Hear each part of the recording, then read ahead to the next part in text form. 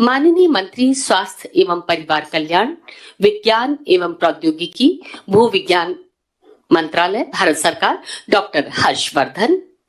माननीय राज्य मंत्री स्वास्थ्य एवं परिवार कल्याण मंत्रालय, भारत सरकार, Shri Ashwini Kumar Choubey. Director medical education Shri Sanjay Roy अपने निवास स्थान से हमारे साथ जुड़ रहे हैं। डॉक्टर रघु शर्मा, माननीय चिकित्सा एवं स्वास्थ्य मंत्री, राजस्थान सरकार। डॉक्टर सुभाष गर्ग, माननीय राज्य मंत्री चिकित्सा एवं स्वास्थ्य। श्री निरंजन आर्य, मुख्य सचिव, राजस्थान। श्री अखिल अरोड़ा, प्रमुख सचिव वित्त। श्री कुलदीप रांका, प्रमुख सचिव, माननीय मुख्यमंत्री। श्री सिद्धार्थ महाजन, सचिव चिकित्सा एवं स्वास्थ्य सेवाएं। जिला मुख्यालय चित्तौड़गढ़ और श्री गंगानगर से वीडियो कॉन्फ्रेंसिंग के जरिए हमारे साथ जुड़ रहे हैं माननीय सांसदगण, विधायकगण, जिला प्रमुख एवं चेयरपर्सन, स्थानीय निकाय, जिला कलेक्टर, पीएमओ, सीएमएचओ और आरएसआरडीसी के प्रतिनिधि। और इस वक्त मुख्यमंत्री निवास पर उपस्थित हैं श्री वैभव गालरिया, सचिव चिकित्सा शिक्षा विभाग, राजस्थान। श्रीमती शिवांगी स्वर्णकार, कमिश्नर चिकित्सा विभाग। श्री शाहीन अली खान, जेएस, माननीय मुख्यमंत्री। श्री संदीप माथुर, एमडी, आरएसआरडीसी और मैं खुद डॉक्टर ज्योति जोशी। फेसबुक, यूट्यूब और अन्य सभी माध्यमों से हमारे साथ जुड़े हुए सभी दर्शकों का बहुत बहुत स्वागत, बहुत बहुत अभिनंदन। आग्रह करना चाहेंगे सचिव चिकित्सा शिक्षा विभाग, राजस्थान, श्री वैभव गालरिया जी से स्वागत उद्बोधन के लिए। परम सम्मानीय माननीय मुख्यमंत्री महोदय, परम सम्मानीय माननीय मंत्री स्वास्थ्य एवं परिवार कल्याण मंत्रालय, भारत सरकार, माननीय चिकित्सा एवं स्वास्थ्य मंत्री महोदय डॉक्टर रघु शर्मा साहब, माननीय चिकित्सा एवं स्वास्थ्य राज्य मंत्री महोदय डॉक्टर सुभाष गर्ग साहब, माननीय राज्य मंत्री स्वास्थ्य एवं परिवार कल्याण, भारत सरकार एवं समारोह से जुड़े हुए हमारे अन्य मंत्रीगण, माननीय सांसदगण, माननीय विधायकगण, माननीय मुख्य सचिव महोदय एवं अन्य सभी अधिकारीगण, सर्वप्रथम मैं आप सभी का इस समारोह में हृदय से स्वागत करता हूं। हम सभी को लंबे समय से प्रतीक्षा थी कि राज्य में जो नए मेडिकल कॉलेजेस स्वीकृत हुए हैं उनका शीघ्र हम निर्माण कार्य प्रारंभ कर पाए। माननीय मुख्यमंत्री महोदय एवं माननीय मंत्री महोदय के निर्देशन में सतत प्रयासों के उपरांत हम इस स्टेज पर पहुंच पाए हैं। मैं निवेदन करना चाहूंगा कि राज्य में वर्तमान में कुल 15 मेडिकल कॉलेजेस फंक्शनल हैं। इसके उपरांत राज्य द्वारा प्रत्येक जिले में मेडिकल कॉलेज के लक्ष्य को क्रियान्वित करने के प्रयासों के तहत सभी जिलों के लिए डीपीआर तैयार करी गई। द्वितीय एवं तृतीय चरण में हमें 16 नए मेडिकल कॉलेजेस की स्वीकृति प्राप्त हुई और उन सभी मेडिकल कॉलेजेस के लिए निर्माणकारी एजेंसी द्वारा वर्तमान में सीपीआर, डीपीआर, टेंडर की प्रक्रिया की जा रही है। और उसी दिशा में प्रथम ये 2 medical colleges, medical college Ganganagar एवं मेडिकल कॉलेज चित्तौड़, इनका शिलान्यास समारोह आज आयोजित किया जा रहा है। मैं ये निवेदन करना चाहूंगा कि इसके अलावा 7 और मेडिकल कॉलेजेस के वर्तमान में टेंडर जारी हो रखे हैं और हमें आशा है कि इसी माह हम इन 7 मेडिकल कॉलेजेस के लिए भी कार्यादेश दे पाएंगे। इसके अतिरिक्त 5 मेडिकल कॉलेजेस के टेंडर भी हम प्रयास कर रहे हैं। हमारा लक्ष्य है कि इसी माह में हम जारी करें और अगले माह में हम इनके कार्यादेश दे पाएं। कुछ मेडिकल कॉलेजेस में जहां पर भूमि के संबंध में छोटी मोटी प्रॉब्लम है उसको हम रिजॉल्व करने का प्रयास कर रहे हैं। कल ही मुख्य सचिव महोदय के स्तर पर इसके बारे में बैठक रखी गई है और मुझे विश्वास है कि हम शीघ्र इन समस्याओं का समाधान करके इन शेष 2 मेडिकल कॉलेज के लिए भी टेंडर जारी कर पाएंगे। राज्य में चिकित्सा एवं स्वास्थ्य के लिए जो प्राथमिकताएं माननीय मुख्यमंत्री महोदय द्वारा तय की गई हैं और इस क्षेत्र को माननीय मुख्यमंत्री महोदय द्वारा शुरू से ही सर्वोच्च प्राथमिकता में रखा गया है और उसी का परिणाम है कि आज इस कोविड महामारी में राज्य इस आम जन को चिकित्सा सुविधा मुहैया करा पा रहा है और राज्य के मेडिकल कॉलेजेस जो टर्शरी केयर सेंटर्स हैं इस दिशा में अग्रणी कार्य कर रहे हैं। मैं ये भी निवेदन करना चाहूंगा कि माननीय मुख्यमंत्री महोदय के निर्देशन एवं माननीय मंत्री महोदय के नेतृत्व में चिकित्सा शिक्षा विभाग द्वारा पिछले 2 वर्षों में चिकित्सा शिक्षा को आगे बढ़ाने के लिए महत्वपूर्ण कार्य किए गए हैं। यूजी की सीट्स में लगभग 45% की वृद्धि पिछले 2 सालों में हमने प्राप्त की है। 880 सीटें यूजी में अतिरिक्त प्रारंभ करी गई हैं। इसी प्रकार पीजी के केस में भी मैं निवेदन करना चाहूंगा कि 950 पीजी सीट और 11 सुपर स्पेशलिटी सीट के लिए सीएसएस के अंतर्गत स्वीकृतियां प्राप्त करी गई हैं, जिसके तहत आधारभूत सुविधाओं का विकास किया जा रहा है। और 806 पीजी सीट के लिए हमने इस वर्ष नेशनल मेडिकल कमीशन को एप्लीकेशंस फाइल करी हैं, जिनके लिए हमें आशा है कि हमें स्वीकृतियां प्राप्त होगी। उनके इंस्पेक्शंस भी हुए हैं और हम इन सीटों की बढ़ोतरी इस वर्ष कर पाएंगे।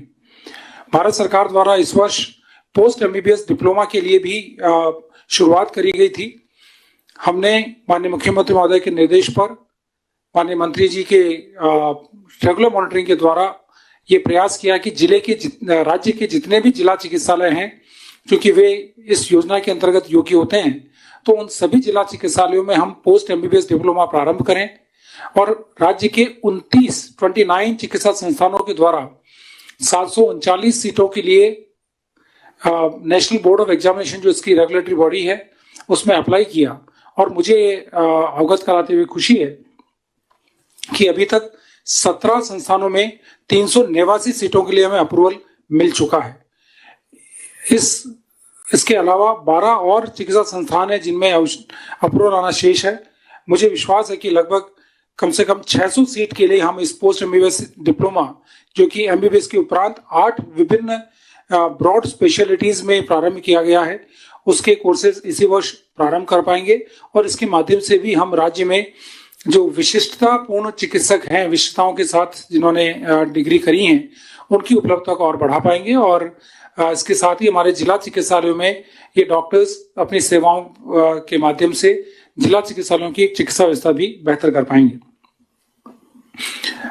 माननीय मुख्यमंत्री महोदय के निर्देशन में जो प्रयास हम लोग कर रहे हैं, मैं माननीय मुख्यमंत्री महोदय का और माननीय मंत्री महोदय का धन्यवाद ज्ञापित करना चाहूंगा एवं एक बार पुनः माननीय मंत्री भारत सरकार, माननीय राज्य मंत्री महोदय भारत सरकार एवं अन्य सभी अतिथिगण का स्वागत करते हुए अपनी वाणी को विराम देना चाहूंगा। धन्यवाद। धन्यवाद, बहुत बहुत धन्यवाद। और अब अनुरोध करना चाहेंगे माननीय राज्य मंत्री चिकित्सा एवं स्वास्थ्य, आयुर्वेद और चिकित्सा और स्वास्थ्य सेवाएं, तकनीकी शिक्षा और संस्कृत शिक्षा, सूचना एवं जनसंपर्क विभाग, राजस्थान सरकार, डॉक्टर सुभाष गर्ग जी से आप अपना उद्बोधन हमें प्रदान करें। धन्यवाद। आज राजस्थान प्रदेश में 2 मेडिकल कॉलेज गंगानगर और चित्तौड़गढ़ के शिलान्यास के अवसर पर हमारे प्रदेश के लोकप्रिय मुख्यमंत्री माननीय गहलोत साहब, केंद्रीय मंत्री श्री हर्षवर्धन आचार्य जी, हर्षवर्धन जी, डॉक्टर रघु शर्मा जी, चिकित्सा स्वास्थ्य मंत्री, केंद्रीय राज्य मंत्री श्री अविनाश चौबे जी, और इस बीसी के माध्यम से जुड़े हुए हमारे एमएलए साहिबान, मंत्रीगण और समस्त केंद्र सरकार के अधिकारीगण, हमारे प्रदेश के समस्त अधिकारीगण, चीफ सेक्रेटरी एंड ऑफिसर्स, मुझे खुशी है इस बात की और इसके लिए मैं सर्वप्रथम धन्यवाद देना चाहूँगा हमारे माननीय मुख्यमंत्री जी की जो सोच है और जो विजन है और जो परिकल्पना लेके चले थे और एक संकल्प लिया था राजस्थान एक निरोगी राजस्थान बने और कोई भी व्यक्ति पीड़ित ना हो, इस संकल्प के साथ लेते हुए और भारत सरकार की जब स्कीम आई तो राजस्थान प्रदेश ने माननीय मुख्यमंत्री जी और हमारे स्वास्थ्य मंत्री की अगुवाई में एक पहल करते हुए, और राजस्थान प्रदेश पहला प्रदेश था जहां 15 कॉलेजेस सबसे पहले लिए। वो इसलिए संभव हो पाया था, मुख्यमंत्री जी ने कहा और अभी भी कोरोना महामारी में कहा चाहे मुझे राज्य का पूरा खजाना मेरे मेडिकल हेल्थ फैसिलिटीज में झोंकना पड़े, लेकिन मैं प्रदेश में मेडिकल एंड हेल्थ फैसिलिटीज को विस्तार करने में, उनको बनाए रखने में और रोग के नियंत्रण में कोई कमी नहीं छोड़ेंगे। उसी परिकल्पना के तहत ये जो है आज कार्यक्रम आयोजित किया गया है। मैं धन्यवाद देना चाहूंगा और इस अवसर का फायदा उठाते हुए, थोड़ी गुस्ताखी करते हुए, हमारे माननीय केंद्रीय मंत्री जी से अनुरोध करना चाहूंगा कि राजस्थान वो प्रदेश है, आप तो केंद्रीय मंत्री हैं, आपके पास पूरे राज्यों का अनुभव है, जिसने राजस्थान प्रदेश में हमारे मुख्यमंत्री जी की अगुवाई में एक पहल की है, जिसके मॉडल को देश दुनिया में सराहा गया है। तो मैं उम्मीद करता हूं डॉक्टर हर्षवर्धन जी से कि राजस्थान प्रदेश की जो स्थिति है, भौगोलिक परिस्थितियां हैं, और उनको देखते हुए राजस्थान जैसे अन्य राज्यों के लिए, चाहे वो हमारे ईस्टर्न स्टेट्स हों, चाहे वो दूसरे राज्य हैं, जिस तरह से विशेष सहायता दी जाती है, विशेष पैकेज दिया जाता है, उसी तरह से राजस्थान प्रदेश में भी अभी जो कोरोना का दौर चल रहा है उसको भी देखते हुए आप न्याय करेंगे। और दूसरा ये भी कहना चाहूंगा कि जिस तरह से हमारी कल्पना है माननीय मुख्यमंत्री जी की कि प्रदेश के हर जिले में कॉलेज हो, 30 कॉलेजेस की स्वीकृति, मतलब 15 हो चुके हैं चालू, 15 अभी पाइपलाइन में है, 3 का और अनुरोध हमारे मुख्यमंत्री जी और स्वास्थ्य मंत्री जी ने कहा है, जालौर, राजसमंद और प्रतापगढ़। मैं प्रदेश की जनता के हाथ आपसे मांग करता हूं कि ये तीनों की भी स्वीकृति आप जारी करें। और ज्यादा ना कहते हुए मैं प्रदेश की जनता को, विशेष रूप से गंगानगर के जनप्रतिनिधियों को और उनकी सरदारी को और प्लस चित्तौड़ को, उनको भी बधाई देना चाहता हूं कि जल्दी ही ये दोनों मेडिकल कॉलेज जल्दी ही निर्माण होकर के जो है शीघ्र शुरुआत करेंगे। बहुत ज्यादा ना कहते हुए मैं धन्यवाद देना चाहूंगा सभी का, विशेष रूप से केंद्र सरकार का भी जो सहयोग दे रही है, लेकिन इस सहयोग को बढ़ाने की जरूरत है। जस्टिस के आधार पर ये सहयोग बढ़ेगा, मैं ऐसी उम्मीद करता हूं। जय हिंद, जय भारत। धन्यवाद, बहुत बहुत धन्यवाद माननीय मंत्री महोदय। और विनम्र आग्रह है, माननीय चिकित्सा एवं स्वास्थ्य, चिकित्सा शिक्षा, चिकित्सा एवं स्वास्थ्य सेवाएं, आयुर्वेद एवं भारतीय चिकित्सा राजस्थान सरकार, डॉक्टर रघु शर्मा जी से आप अपना उद्बोधन हमें प्रदान करें। माननीय मंत्री महोदय।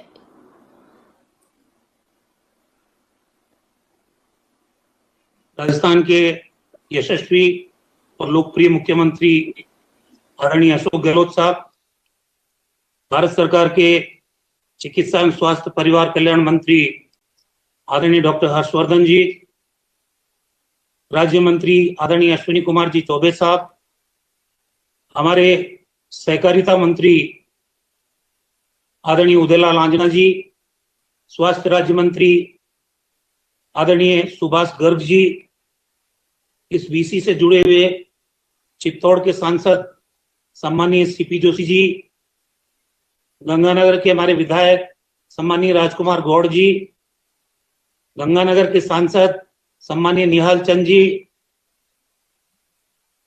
वीसी से जुड़े हुए अन्य तमाम जनप्रतिनिधिगण, सभी सम्मानित अधिकारीगण, आज हमारे लिए बहुत खुशी का मौका है कि राजस्थान में जो सपना मुख्यमंत्री जी ने देखा है, जो डायरेक्शन हमको दिए सरकार बनने के साथ ही, कि राजस्थान के हर जिले में सरकारी क्षेत्र का मेडिकल कॉलेज होना चाहिए। और जब ये डायरेक्शन दिए गए थे तब ये जानकारी भी नहीं थी कि भारत सरकार ने एक साथ निश्चय किया कि पूरे देश में 75 नए मेडिकल कॉलेज सरकारी क्षेत्र में खोले जाएंगे। मुख्यमंत्री जी का शुरू से सोच है, जब 20-22 साल पहले आप पहली बार राजस्थान के मुख्यमंत्री बने, उस समय जो राजस्थान के हालात थे मेडिकल एजुकेशन के, क्योंकि राजस्थान पूरे कंट्री का सबसे बड़ा भौगोलिक दृष्टिकोण से राज्य है और यहाँ पर आम व्यक्ति तक चिकित्सा सुविधा पहुंचाना ये अपने आप में चुनौती का काम है। हमारे रेगिस्तानी इलाके में किलोमीटर से किलोमीटर तक एक एक ढाणी बसी रहती है। आदिवासी अंचल में भी पहाड़ियों पे जैसी बसावट है, तो बहुत ही चुनौतीपूर्ण काम है। लेकिन मुख्यमंत्री जी का शुरू से लक्ष्य था राजस्थान के हेल्थ इंफ्रास्ट्रक्चर को मजबूत करना, राजस्थान में मेडिकल एजुकेशन को बढ़ावा देना। हमें याद है कि हमारे यहाँ के जो बच्चे मेडिकल एजुकेशन में सरकारी मेडिकल कॉलेज में प्रवेश नहीं ले पाते थे, उनको प्राइवेट सेक्टर की यहाँ पे सुविधा नहीं थी, तो साउथ के स्टेट्स में जाके बहुत बड़ी कैपिटेशन फीस देके और वो मेडिकल की पढ़ाई करके आते थे।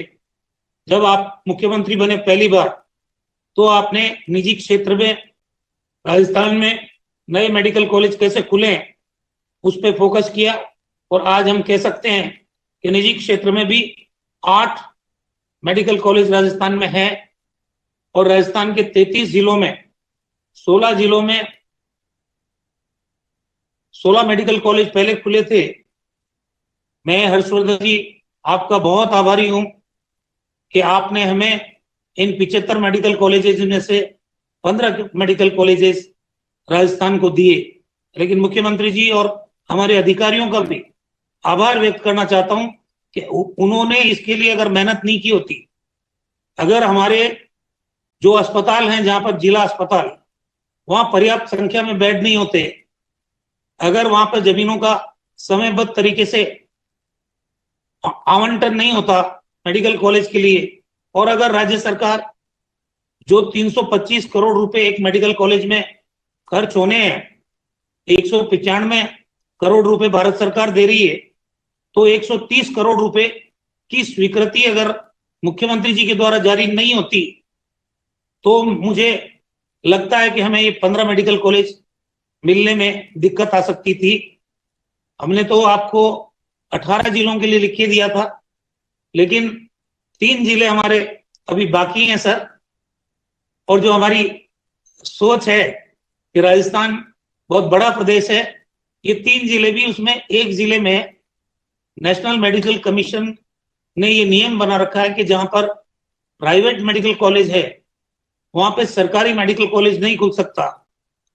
उसमें छूट देते हुए हमें आप परमिट करेंगे आने वाले समय में, ऐसी मेरी प्रार्थना है। और बाकी एक आदिवासी इलाके में प्रतापगढ़ है और दूसरा हमारा सीमावर्ती जिला जालोर, ये 3 जगह मेडिकल कॉलेज की स्वीकृति हमारी और आपसे हमको लेनी है। और मुझे उम्मीद है कि जिस सहृदयता से आपने पहले 15 मेडिकल कॉलेज की स्वीकृति दी है, हमें आप आने वाले समय में भी इन 3 मेडिकल कॉलेजेस की और स्वीकृति देंगे। आज 2 मेडिकल कॉलेजेस गंगानगर और चित्तौड़, उनके काम का शुभारंभ हो रहा निर्माण का। हमारे यहाँ एजेंसीज फाइनल होगी, जैसा हमारे सेक्रेटरी मेडिकल एजुकेशन ने कहा, टेंडर की प्रक्रिया कुछ मेडिकल कॉलेज में चल रही है। मैंने एक बात का साफ निर्देश दिया है कि क्वालिटी से कोई समझौता इन मेडिकल कॉलेजेस में नहीं होना चाहिए। दूसरा, हम आपको ये भी एश्योर करते हैं कि आने वाले 2 साल में ये मेडिकल कॉलेज की बिल्डिंग भी बन जाए और पहला बैच इनका 100 स्टूडेंट्स के साथ हम राजस्थान में शुरू कर दें। तो एक टाइम बाउंड हम कार्यक्रम कर रहे हैं। जैसा अभी आपको ब्रीफ किया गया कि राजस्थान में मेडिकल इंफ्रास्ट्रक्चर या मेडिकल एजुकेशन के पॉइंट ऑफ व्यू से हमारे यहाँ पीजी सीटों में इजाफा हुआ है, सुपर स्पेशलिटी की सीटों में इजाफा हुआ है और एमबीबीएस की सीटों में इजाफा हुआ है। तो राजस्थान में जो डॉक्टर्स की कमी है, उस कमी को भी हम इसके माध्यम से आने वाले समय में पूरा कर पाएंगे। मुख्यमंत्री जी की सोच, जैसा अभी हमारे राज्य मंत्री जी कह रहे थे कि उन्होंने अभी कहा कि पूरा बजट अगर हेल्थ पे दे दूं तो भी मुझे कोई दिक्कत नहीं है, लेकिन राजस्थान का हेल्थ इंफ्रास्ट्रक्चर इतना मजबूत होना चाहिए। तो पहले दौर में जब सेकेंड टाइम आप सीएम बने तो निशुल्क दवा योजना एक बड़ी योजना आपने शुरू की। उसी दौर में आपने निशुल्क जांच योजना शुरू की और अभी जब थर्ड टाइम आया तो राजस्थान उन चुनिंदा राज्यों में से है सर, जो 3,500 करोड़ रुपए खर्च करके 5 लाख तक का कैशलेस बीमा हर परिवार के लिए करने का काम मुख्यमंत्री चिरंजीवी स्वास्थ्य योजना के नाम पर हमने काम 1 मई से राजस्थान में शुरू किया है।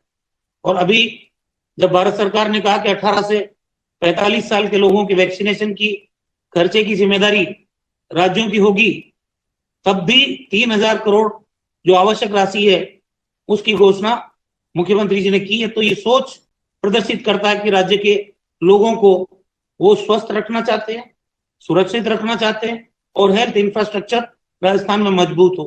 हमने कोविड पेंडेमिक में भी आपसे बराबर इंटरेक्शन रहा। आपने जब भी मीटिंग ली, मैंने आपको समय समय पे राज्य की आवश्यकताओं के बारे में और राजस्थान क्या कर रहा है उसके बारे में अवगत कराया।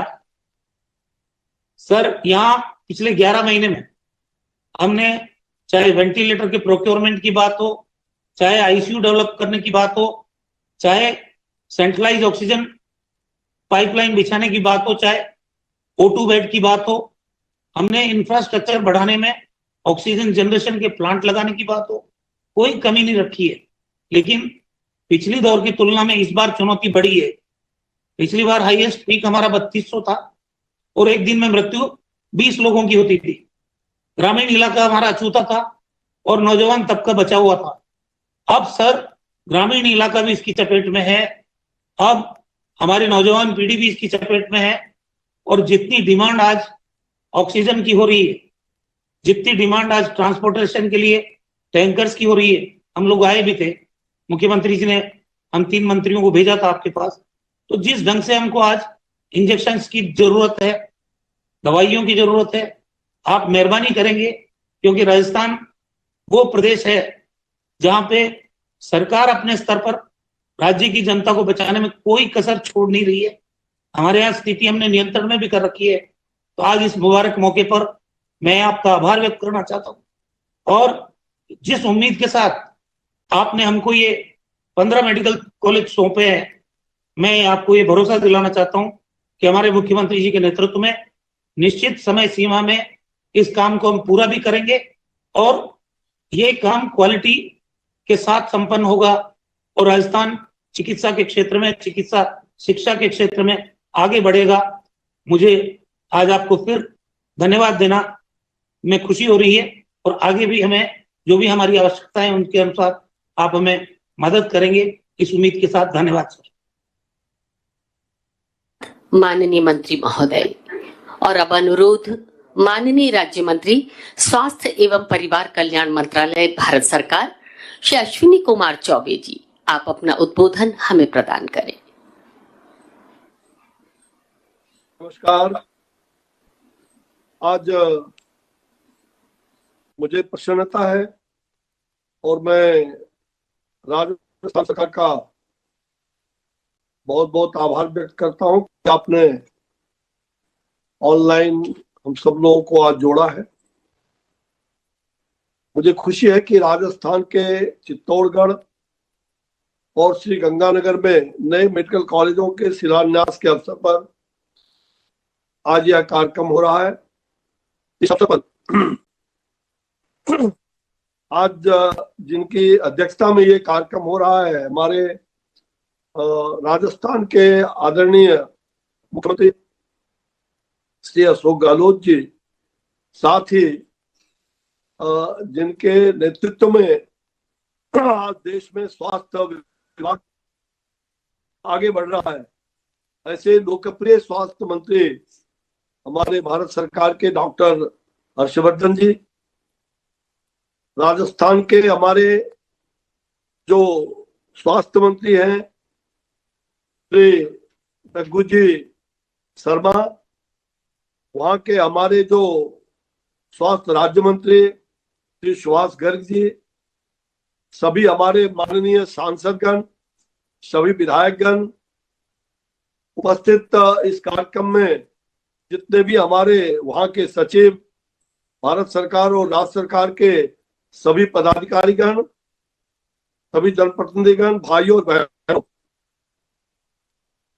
आज मुझे खुशी हो रही कि आदरणीय प्रधानमंत्री नरेंद्र भाई मोदी जी के मार्गदर्शन में, उनके नेतृत्व में इस कोविड के महामारी में भी हमने देश को एकजुट करके सभी राज्यों की संघीय व्यवस्था को मजबूत बनाते हुए और हम राज्य सरकारों के सहयोग से हम इस देश के अंदर जो स्वास्थ्य व्यवस्था है उसको सुदृढ़ बनाने में कामयाब हासिल कर रहे हैं।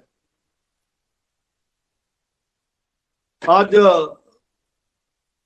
उनके नेतृत्व में बेहतर और कम किफायती ऐसे आधुनिक चिकित्सा सुविधा एवं चिकित्सा शिक्षा को बेहतर बनाने के लिए लगातार महत्वपूर्ण कदम उठाए जा रहे हैं, इसमें कहीं दो मत नहीं है।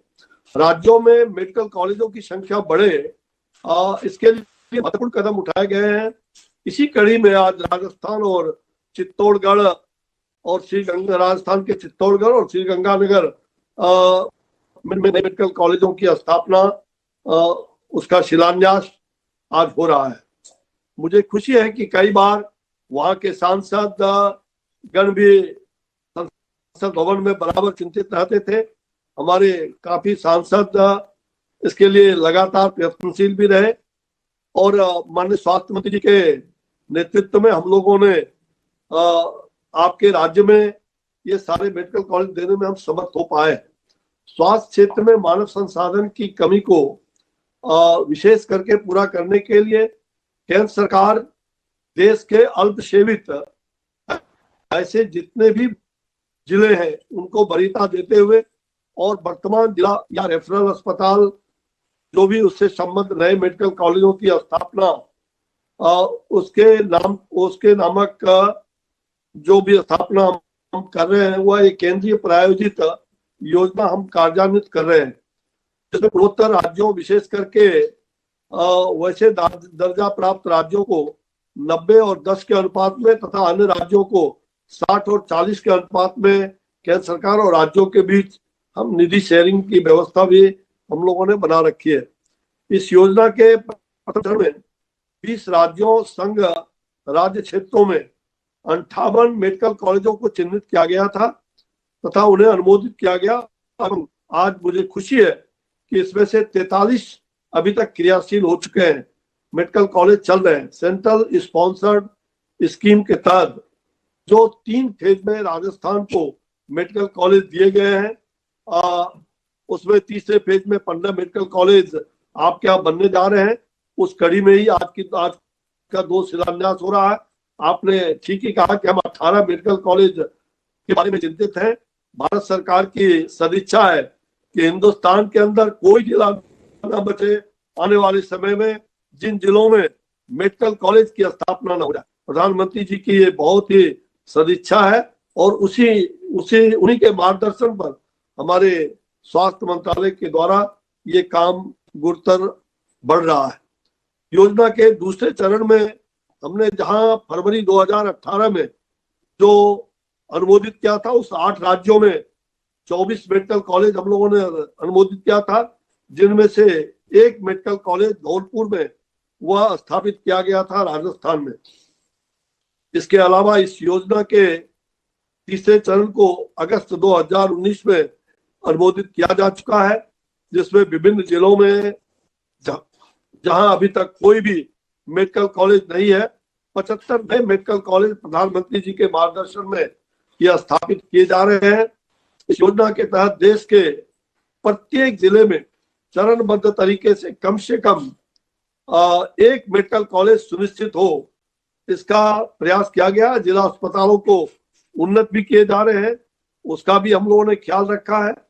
चरण 3 के तहत प्रत्येक मेडिकल कॉलेज की लागत लगभग 325 करोड़ का हम लोगों ने तैयार किया था और इसमें सरकारी क्षेत्र में MBBS के 7500 सीटें बढ़ने की संभावना है। इस योजना के तहत देश के आकांक्षी जिलों को वरीयता देने का काम आदरणीय प्रधानमंत्री जी ने किया है। आप लोगों को यह बताते हुए मुझे प्रसन्नता हो रही है कि चंदीगढ़ में 75 मेडिकल कॉलेजों में से जो 15 मेडिकल कॉलेज राजस्थान का है, इस अनुमोदित 15 मेडिकल कॉलेजों के लिए हमारे मंत्रालय के द्वारा केंद्रीय हिस्से के रूप में अब तक कुल 750 करोड़ रुपए जारी किए गए हैं। मुझे आपके साथ यह साझा करते हुए अपार हर्ष हो रहा है कि वर्तमान में राजस्थान राज्य में MBBS के 4000 सीटों वाले जो 23 मेडिकल कॉलेज है, उसमें राजस्थान में 1481 PG सीटें भी अभी उपलब्ध है। राजस्थान में चल रहे 23 मेडिकल कॉलेजों में 15 राजकीय कॉलेज है। देश में चिकित्सा शिक्षा की गुणवत्ता में सुधार लाने के लिए केंद्र सरकार ने अनेक पहल हमने प्रारंभ की है। आपको पता चला है कि सभी चिकित्सा पाठ्यक्रमों में प्रवेश के लिए नीट नामक एक सामान्य प्रवेश परीक्षा हमने प्रारंभ कर दी है। विभिन्न विनियमों में उपयुक्त परिवर्तन ला करके और राज्य स्तर पर सामान्य काउंसलिंग भी प्रारंभ की गई है। इन उपायों से हम देख रहे हैं कि चिकित्सा प्रवेश में पूरी तरह से पारदर्शिता और छात्रों की गुणवत्ता और चिकित्सा शिक्षा के संपूर्ण स्तर में काफी सुधार हुआ है। और इस कड़ी में जो MCI में करप्शन था उसको दूर करने के लिए सभी सांसद लगातार इसको लेकर के चिंतित रहा करते थे। संसद भवन में आवाज उठती थी और हम लोगों ने नए ढंग से जो हमारे केंद्रीय स्वास्थ्य मंत्री डॉक्टर हर्षवर्धन ने एनएमसी बिल लाया और वो एनएमसी आज नेशनल मेडिकल कमीशन देश के अंदर कार्य कर रहा है। देश में अभी तक 541 मेडिकल कॉलेज है और जिनमें से 278 मेडिकल कॉलेज हमारे सरकारी क्षेत्रों में हैं, साथ ही 263 मेडिकल कॉलेज प्राइवेट सेक्टर में काम कर रहा है। 2013-14 में मुख्य रूप से 52,000 एमबीबीएस सीटों की उपलब्धता उस समय थी जब हम 14 में सरकार बनी। आदरणीय प्रधानमंत्री जी ने यह चिंता व्यक्त किया और आज मैं गर्व के साथ कह सकता हूं कि आज जहां 52,000 सीटें 14 में उपलब्ध थी, आज हमने 6 साल के अंदर 81,569 अधिक स्नातक सीटें हासिल करने में हम आगे बढ़े हैं। इसमें राज्य सरकार की बहुत बड़ी भूमिका है, इसमें कहीं दो मत नहीं। नए मेडिकल कॉलेज स्थापित करने के लिए मंत्रालय ने अनेक मानकों में छूट भी दिया है। इनमें मेडिकल कॉलेज स्थापित करने के लिए कंपनी अधिनियम 1956 में पंजीकृत की गई कंपनियों को अनुमोदित देना और भारत के संविधान के अनुच्छेद 243 सी के तहत अधिसूचना और साथ साथ अधिसूचित करके उसको मेट्रोपॉलिटन क्षेत्रों में मेडिकल कॉलेज स्थापित करने की दिशा में न्यूनतम भूमि की भी आवश्यकता को समाप्त करना यह शामिल किया गया है। आप जानते हैं कि अन्य बड़े शहरों तथा राज्यों की राजधानियों में जहां भूमि की आवश्यकता को 20 एकड़ से कम करके 10 एकड़ कर दिया गया है। मेडिकल कॉलेजों की स्थापना के लिए एमएसआर को भी युक्तिसंगत बना दिया गया है। पीपीपी मोड भी हमने मेडिकल कॉलेज की स्थापना की अनुमति दी है। कई राज्यों ने इसका शुरुआत भी कर दिया, हमें प्रसन्नता है। इससे अधिक संख्या में मेडिकल कॉलेजों की सुविधा प्राप्त हो और इससे देश में स्नातक और स्नातकोत्तर ऐसे सीटों की संख्या में लगातार बढ़ोतरी हो, इसकी चिंता हम सब लोगों को है। मंत्रालय ने स्नातकोत्तर सीटों में वृद्धि करने के लिए शिक्षक छात्रों के अनुपात में भी संशोधन करने के संबंध में हमने उचित निर्णय लिए हैं। पिछले 5 वर्षों के दौरान 14,500 से अधिक स्नातकोत्तर सीटें सृजित की गई हैं तथा इस समय देश में डीएनबी, एफएनबी तथा सीपीएस पाठ्यक्रमों सहित लगभग 50,000 पीजी सीटें हमने हासिल किया है। इन सीटों में बढ़ोतरी करने के अतिरिक्त हम चिकित्सा शिक्षा के गुणवत्ता को बनाए रखने के लिए भी प्रतिबद्ध है और इसके लिए स्थापित किए गए नए मेडिकल कॉलेजों के लिए गुणवत्तापूर्ण संकाय की उपलब्धता तथा उनका संस्थानों में बनाए रखना ये अपेक्षित है तथा इसे सुनिश्चित करने के लिए समुचित कदम उठाए जा रहे हैं। स्वास्थ्य शिक्षा सक्षमता आधारित शिक्षा की ओर बढ़ रही है। हम मेडिकल कॉलेजों में अनुसंधान को भी बढ़ावा देने की आवश्यकता पर बल दे रहे हैं। चिकित्सा शिक्षा का समग्र लाभ प्राप्त करने के लिए विभिन्न मेडिकल कॉलेजों तथा उत्तम परिपाटियों को भी साझा दिया जाना चाहिए। इसका हमने इससे पहले कि मैं आप सब लोगों को जो कुछ भी हमने आपके सामने रखा है, निश्चित रूप से ये सारे कार्य राज्यों के का नहीं हो सकता था और राज्य सरकार की भूमिका इसमें रही है। मैं राज्य के मुख्यमंत्री जी का भी और आप स्वास्थ्य मंत्रालय और आप सबका पुनः साधुवाद देते हुए और मैं अपने लोकप्रिय स्वास्थ्य मंत्री डॉक्टर हर्षवर्धन जिनके नेतृत्व में आज देश स्वास्थ्य के महकमे में हम पूरे राज्यों के साथ लगातार बातचीत करके और प्रधानमंत्री जी के मार्गदर्शन में तमाम चीजों की उपलब्धि इस कोविड के कालखंड में, चाहे ऑक्सीजन हो या दवाई हो, हम प्रयास कर रहे हैं कि कोई भी आदमी दवा के बिना, ऑक्सीजन के बिना अपना दम न तोड़े। इसका भरसक प्रयास हम लोगों के द्वारा चल रहा है। आज बहुत बहुत धन्यवाद देते हुए मैं आप सबको पुनः नमस्कार करता हूं। जय हिंद, जय भारत, वंदे मातरम, नमस्कार। बहुत बहुत धन्यवाद माननीय मंत्री महोदय।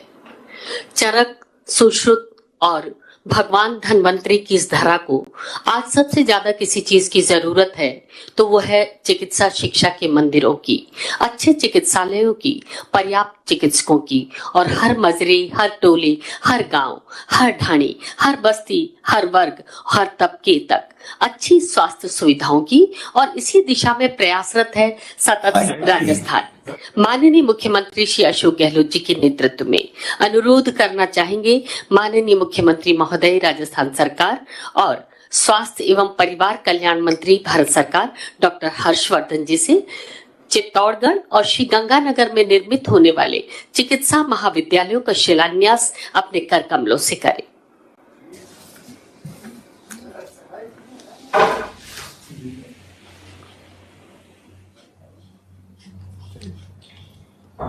और इस क्रम में सबसे पहले चित्तौड़गढ़ में चिकित्सा महाविद्यालय का शिलान्यास।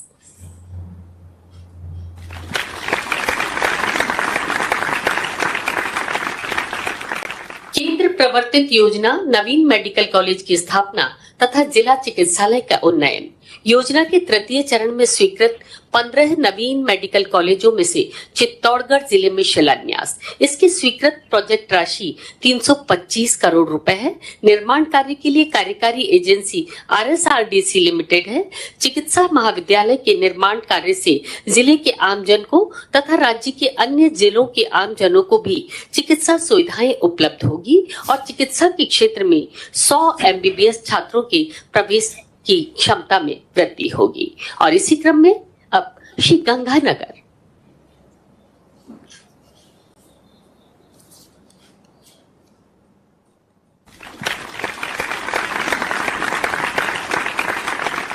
इस योजना के तृतीय चरण में 15 नवीन मेडिकल कॉलेजों में से ये गंगानगर जिले में चिकित्सा महाविद्यालय का शिलान्यास। इसकी स्वीकृत प्रोजेक्ट राशि 325 करोड़ रुपए है और निर्माण कार्य के लिए कार्यकारी एजेंसी RSRDC लिमिटेड है। इसमें भी शिक्षा के क्षेत्र में 100 MBBS छात्रों की प्रवेश क्षमता में वृद्धि होगी। धन्यवाद, बहुत बहुत धन्यवाद माननीय मुख्यमंत्री महोदय और माननीय केंद्रीय स्वास्थ्य मंत्री महोदय। और अब आग्रह करना चाहेंगे माननीय मंत्री स्वास्थ्य एवं परिवार कल्याण, विज्ञान एवं प्रौद्योगिकी एवं भू विज्ञान मंत्रालय भारत सरकार डॉक्टर हर्षवर्धन जी, आप अपना उद्बोधन हमें प्रदान करें।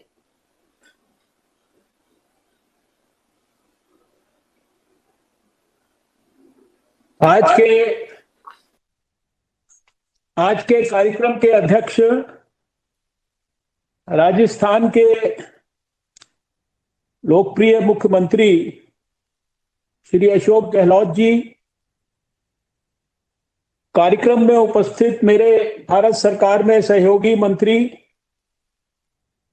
श्री अश्विनी कुमार चौबे जी, स्वास्थ्य के क्षेत्र से जुड़े हुए राजस्थान के हमारे दोनों सहयोगी मंत्री डॉक्टर रघु शर्मा जी, डॉक्टर सुभाष गर्ग जी, कार्यक्रम में उपस्थित भारत सरकार में संसद में मेरे सहयोगी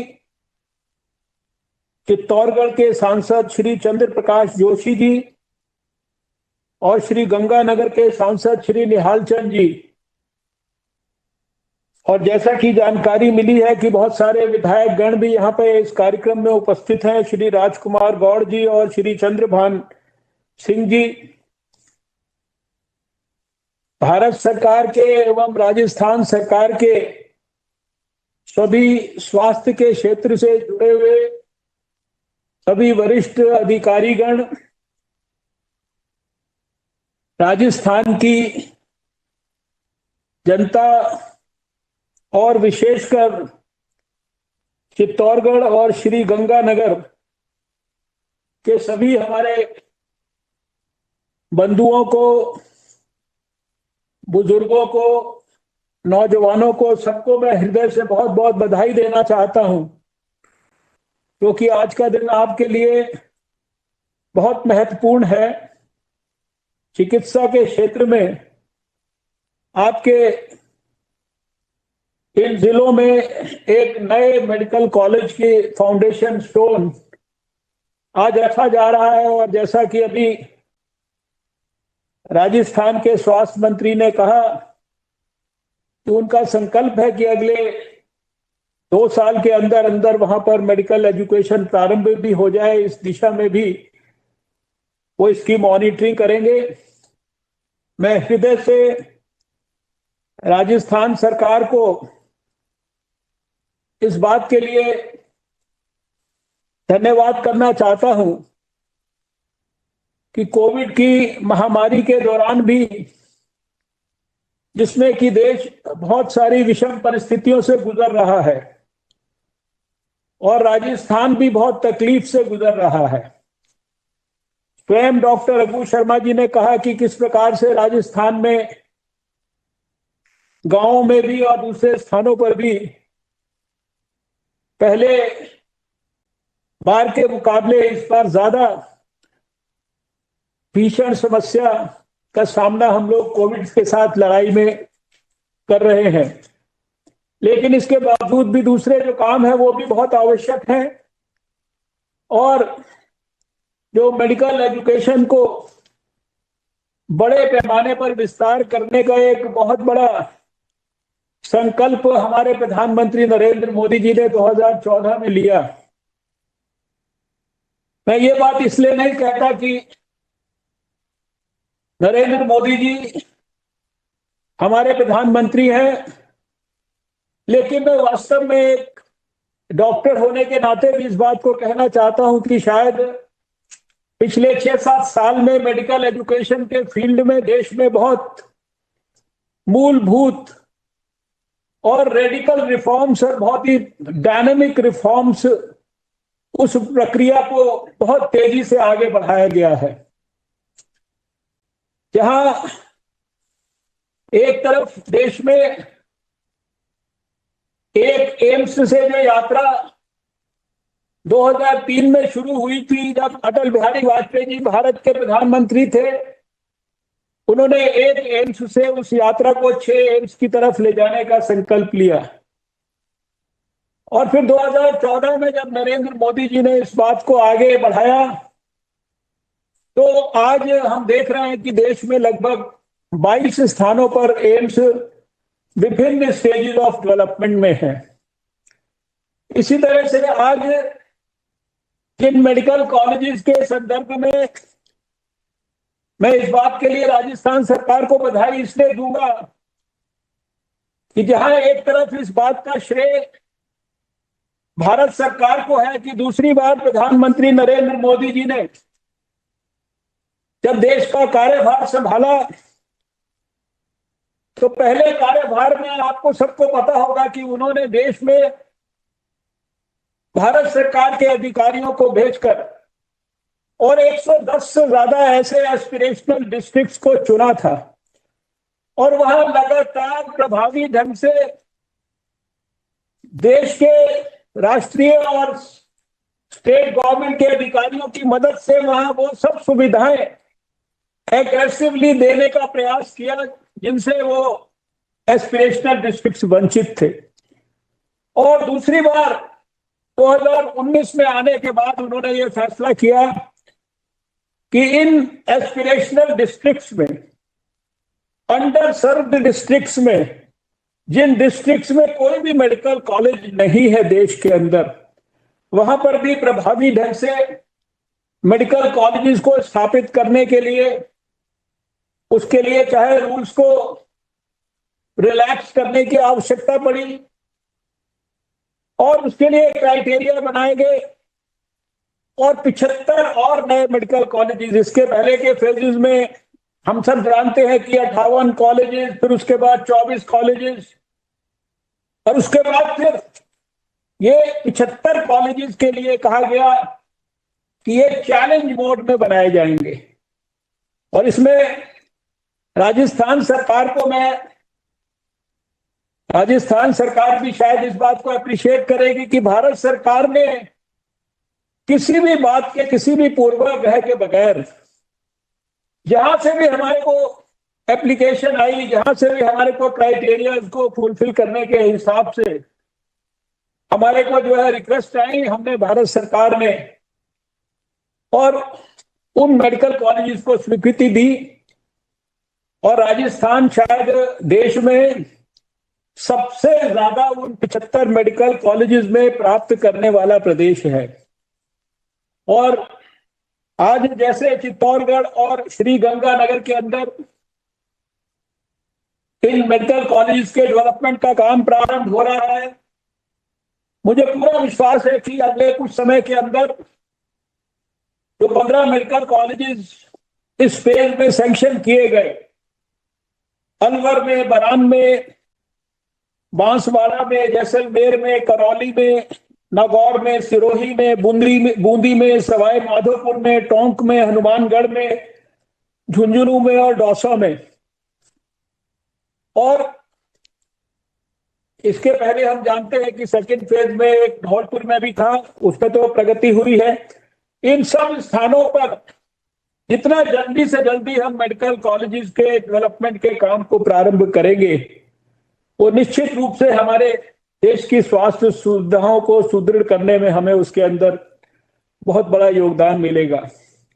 आप सब जानते हैं कि नेशनल मेडिकल कमीशन के माध्यम से और अभी विशेष रूप से जो एलाइड हेल्थ केयर प्रोफेशंस के संदर्भ में जो राज्यसभा और लोकसभा ने बिल पास किया है नेशनल लेवल पर, उसके कमीशन के माध्यम से जब सारे देश में काम होगा तो हेल्थ केयर को बहुत बड़ा बूस्ट मिलने वाला है। बहुत ही जल्दी हम इसी प्रकार से नेशनल डेंटल कमीशन और नेशनल नर्सिंग कमीशन, इनकी भी स्थापना करने वाले हैं। पिछले समय में जो रिफॉर्म्स हुए हैं उसके कारण 50,000 से लेकर एमबीबीएस की सीट्स 85,000 के ऊपर देश में हो गई है। पीजी की सीट 29,000 से बढ़कर 46,000 तक हो गई है।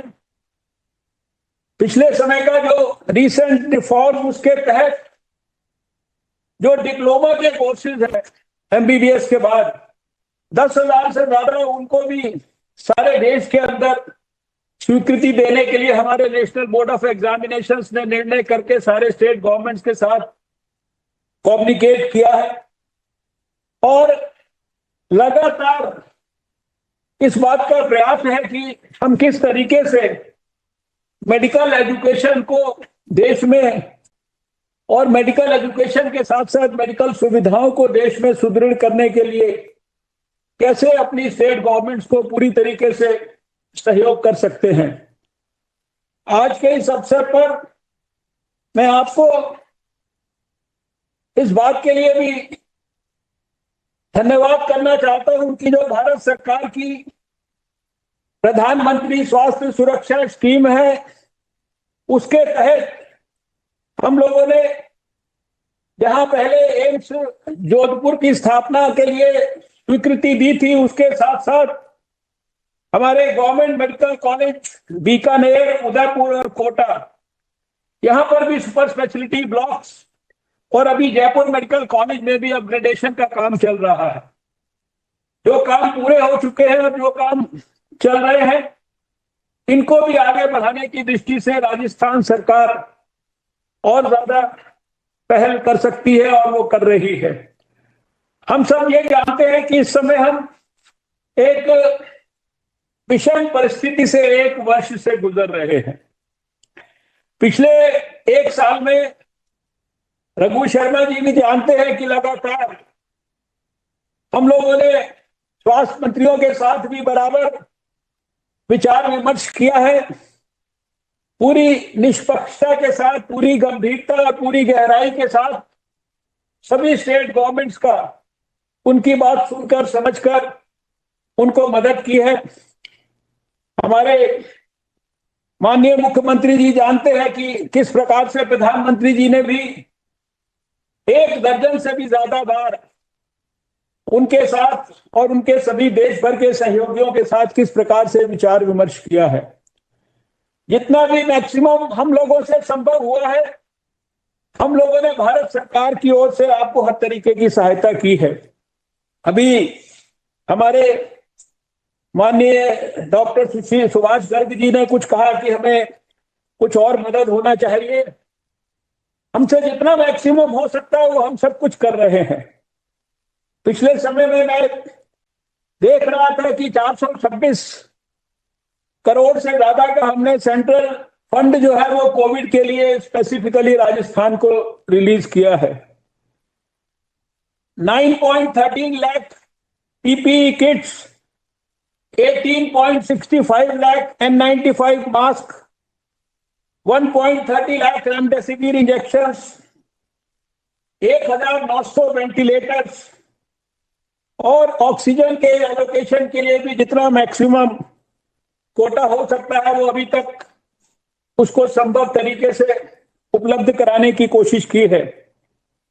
राजस्थान में 1,42,87,360 वैक्सीन की डोजेज भी उपलब्ध कराई है और अभी करीब 4,50,000 डोजेज पाइपलाइन में है।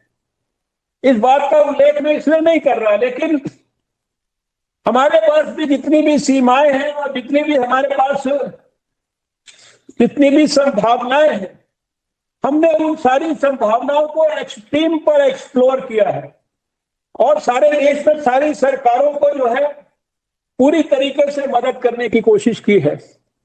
राजस्थान में मैं विशेष रूप से एक निवेदन करना चाहता हूं जो मैं सारे देशवासियों से कर रहा हूं, प्रधानमंत्री भी कर रहे हैं, विशेष रूप से जो हमारा वैक्सीनेशन कैंपेन चल रहा है।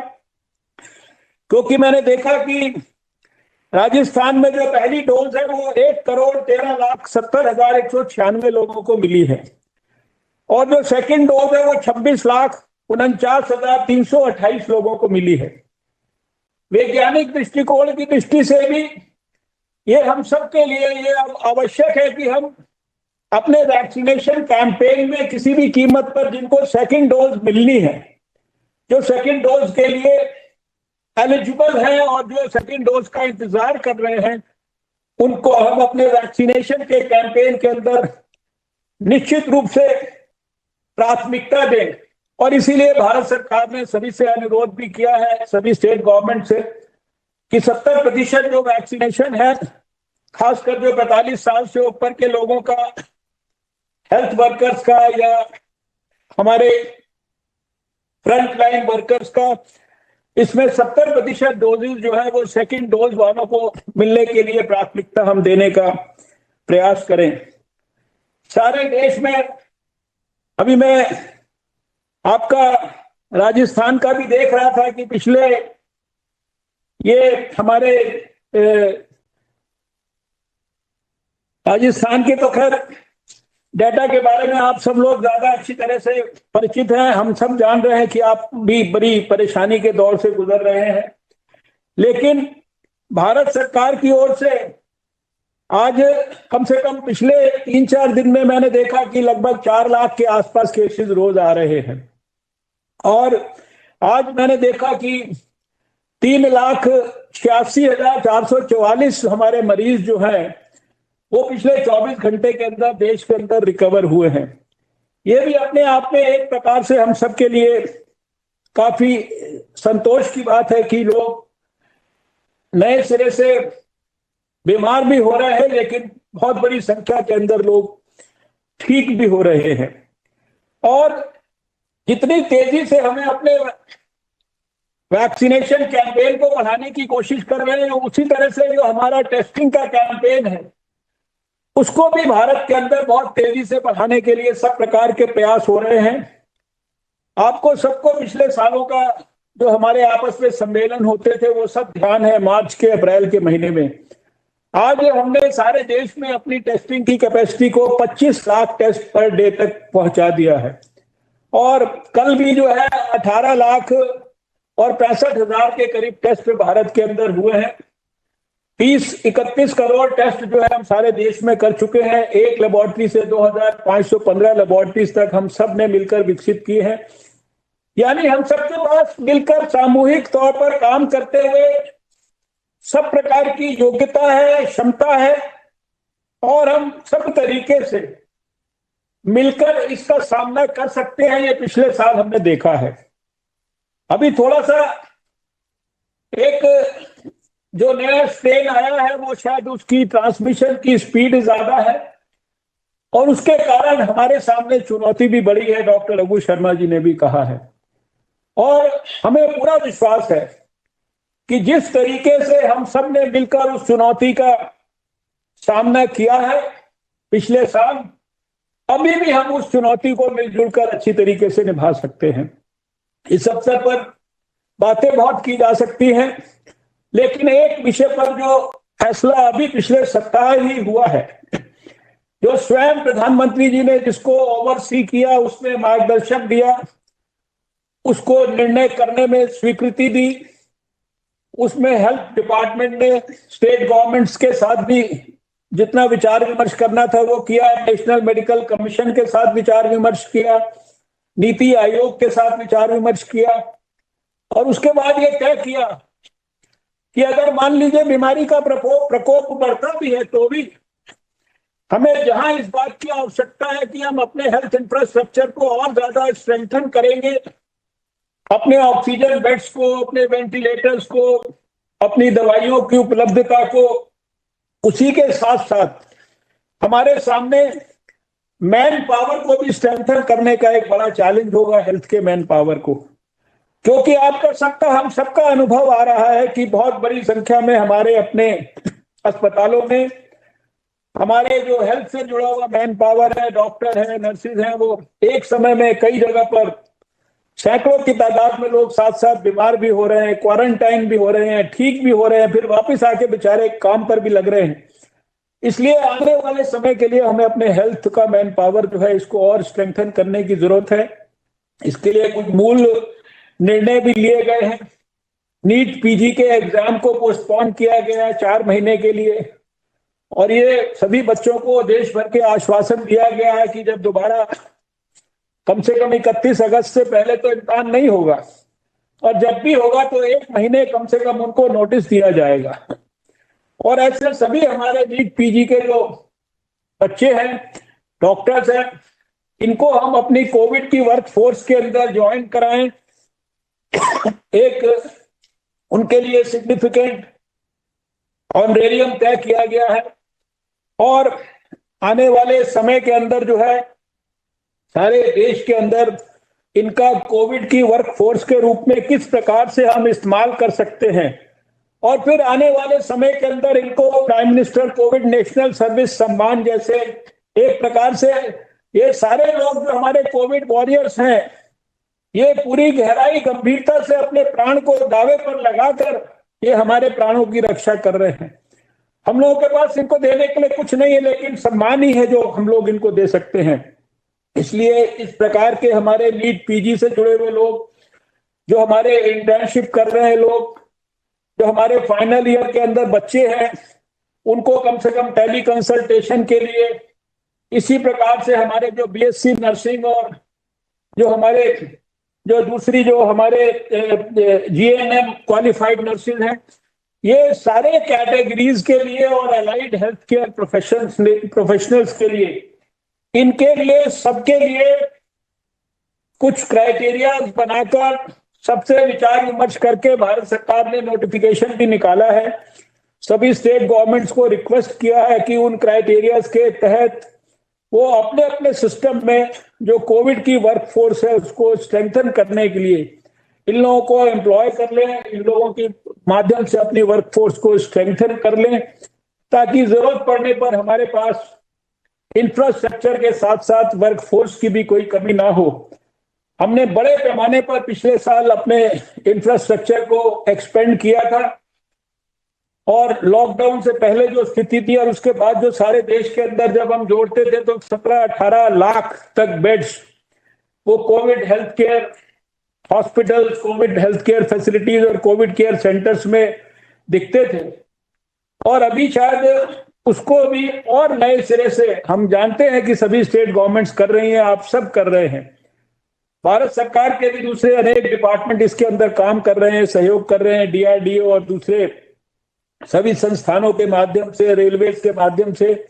और इस सब के अंदर जहां एक तरफ हम जिस लेवल पर अपने हेल्थ केयर इंफ्रास्ट्रक्चर को पिछले साल लेके गए थे और ज्यादा उसको हम स्ट्रेंथन करने पे भी काम करें, और इसके साथ साथ इसके अंदर हम ये सुनिश्चित करें कि हमारी जो हेल्थ केयर की मैन पावर है वो भी जो जो चीजें विचार विमर्श के बाद तय हुई हैं उस मैन पावर का इस्तेमाल करके हम और बेहतर तरीके से तैयारी करें। मुझे पूरा विश्वास है कि हमें निश्चित रूप से आने वाले समय में कोविड के ऊपर विजय प्राप्त करने में सफलता मिलेगी।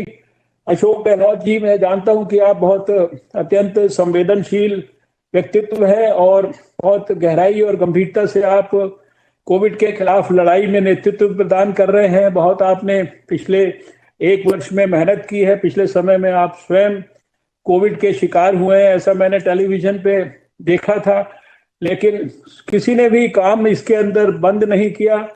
आपके स्वास्थ्य मंत्री भी लगातार लगे हैं और सभी हम देख रहे हैं चारों तरफ हमारे सांसद हैं, दूसरे लोग हैं, एमएलए हैं, सभी लोग स्वास्थ्य के अधिकारी हैं, सारे देश में सारे लोगों ने मिलकर जो है कोविड के खिलाफ इस बड़ी चुनौती का सामना किया है। तो आज के इस अवसर पर उस चुनौती के समय पर हम इस कार्यक्रम के माध्यम से जब हम मिल रहे हैं तो हम अपने उस संकल्प को और ज्यादा मजबूत करने का यहाँ प्रण लेंगे। तो मुझे लगता है कि यह शायद हमारे इस कार्यक्रम की सही मायने में सफलता और सार्थकता होगी। आपने आज के इस कार्यक्रम का आयोजन किया है, इसके लिए मैं हृदय से आपका आभार व्यक्त करता हूं और आप सब राजस्थान के हमारे चुने हुए प्रतिनिधियों का, अधिकारियों का और राजस्थान की जनता के बेहतर स्वास्थ्य की कामना करता हूं। उसके लिए भगवान से प्रार्थना करता हूं। नमस्कार, जय हिंद। धन्यवाद माननीय मंत्री स्वास्थ्य एवं परिवार कल्याण, भारत सरकार। विनम्र अनुरोध माननीय मुख्यमंत्री राजस्थान सरकार श्री अशोक गहलोत जी, आप अपना उद्बोधन हमें प्रदान करें। माननीय मुख्यमंत्री महोदय।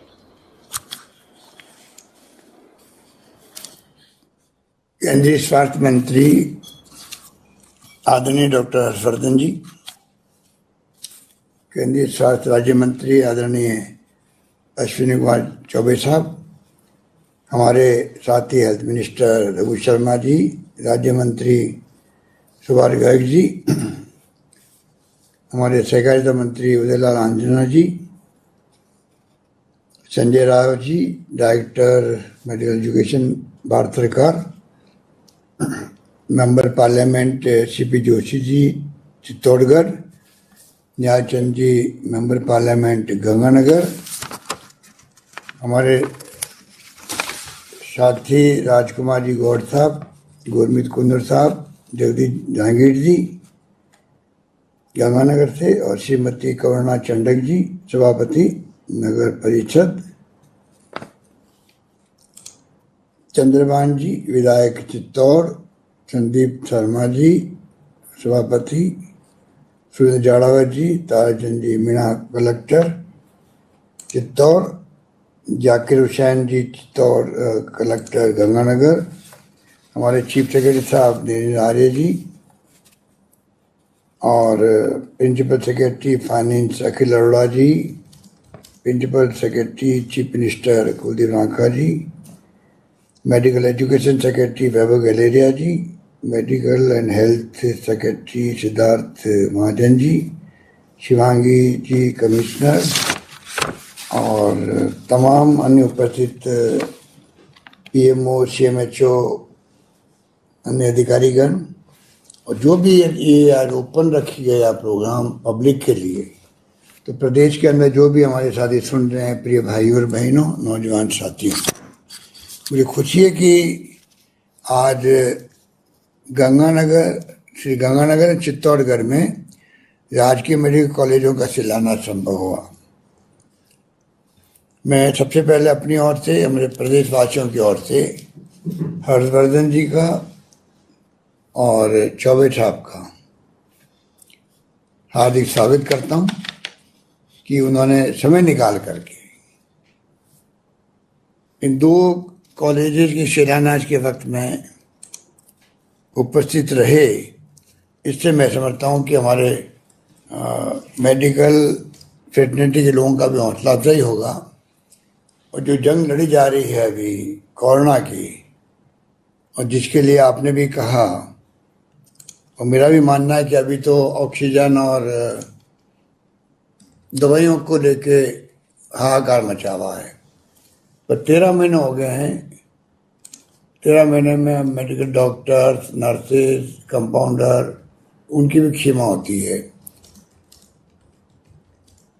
और आने वाले वक्त में अगर हमने कोरोना को रोका नहीं, जैसा मैंने प्रधानमंत्री जी के सामने वीसी में कहा था, और जब मेरी उनकी टेलीफोन से वार्ता हुई तो उन्होंने इस पॉइंट को अप्रिशिएट किया कि आपने कहा कि हम कितनी कोशिश कर लें, ऑक्सीजन, दवाइयाँ, आईसीयू बेड बढ़ा दें, वेंटिलेटर बढ़ा दें, परंतु अगर संख्या जो आ रही है संक्रमितों की उस पर रोकने लगेगी तो ये कितना ही कोशिश करने के बावजूद भी ये कम पड़ते जाएंगे। इसलिए चुनौती बहुत बड़ी है। और फॉर्चुनेटली हर्षवर्धन जी आप ठीक कह रहे थे, अटल बिहारी वाजपेयी जी के वक्त में मैं मुख्यमंत्री था राजस्थान में 20 साल पहले, और डॉक्टर मनमोहन सिंह जी के वक्त में भी मैं मुख्यमंत्री था। तो मुझे याद है कि जब वाजपेयी जी थे तब आपने जिक्र किया एम्स का, जोधपुर को भी एम्स मिला था उस वक्त में। तो मेडिकल एंड हेल्थ के क्षेत्र में जो शुरुआत हुई थी उस वक्त में, वो शुरुआत लगातार कंटिन्यूस रही है। पहले एम्स के शुरुआत हुई, उसके बाद में मिस्टर गुलाम नबी आज़ाद थे डॉक्टर मनमोहन सिंह के वक्त में, तब भी मेडिकल के फैलाव के लिए किस प्रकार से नए कॉलेज खुले उसकी स्कीम बनी। मुझे याद है उस वक्त में मैं जब दूसरी बार मुख्यमंत्री था तब भी हमें 8-9 मेडिकल कॉलेज मिले थे। तो मुझे इस बात की प्रसन्नता है कि जब नई सरकार आई मोदी जी की और आप स्वास्थ्य मंत्री बने तो आपने पूरी तरह स्वास्थ्य के क्षेत्र के महत्व को समझते हुए उसको आगे बढ़ाया, और उसी का परिणाम है कि आज एक साथ 15 कॉलेज मिलना बड़ी बात है राजस्थान को। और हमने भी जो 60-40 रेशियो था, राज्यों की स्थिति अच्छी नहीं होती है, उसके बावजूद हमने मंजूर किया कि हमारे हर जिले में मेडिकल कॉलेज खुले। रघु शर्मा जी ने कहा, मैं समझता हूँ कि आप उस पर विचार करेंगे, खाली 3 जिले बच गए हमारे, राजसमंद, प्रतापगढ़, जालोर। वहाँ के लोग भी ये उम्मीद करते हैं कि जब सब जिलों में बन रहा है तो हमारे यहाँ भी बने कॉलेज। मैं उम्मीद करता हूँ कि जो सोच आपकी है, आप खुद डॉक्टर हैं, और राजस्थान ऐसा राज्य है देश के अंदर जो आज सबसे बड़ा प्रदेश है देश के अंदर, क्योंकि जब से छत्तीसगढ़ बना है तब से राजस्थान सबसे बड़ा राज्य बन गया देश का। परंतु हमारे यहाँ रेगिस्तान के इलाके, भूभाग बहुत लंबा चौड़ा है, दूरियां बहुत दूर दूर हैं, रेगिस्तान के इलाके हैं।